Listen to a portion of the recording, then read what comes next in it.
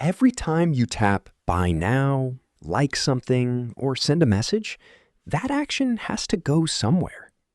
Most of the time, it goes through something like this. This is Apache Kafka. You've probably never seen it directly, but if you've used almost any app in the last 10 years, your actions have passed through something built on the same idea. Somewhere, right now, an app just did something.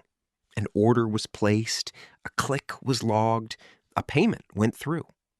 That app doesn't need to know who's going to care about it later. It just needs to hand it off.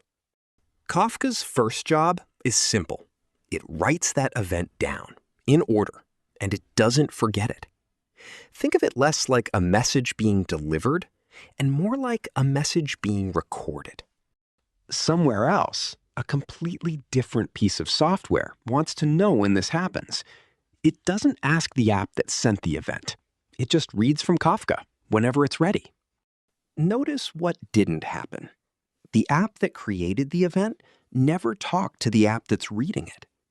If that second app were slow or even offline, the event would just be sitting there, waiting, whenever it comes back. And this isn't a one-time handoff. New events keep arriving.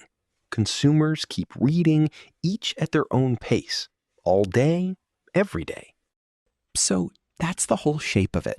An app sends an event, Kafka writes it down, and other apps read it whenever they're ready.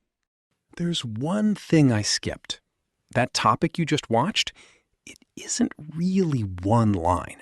It's actually several, running side by side. And that's exactly where we're picking this up next time.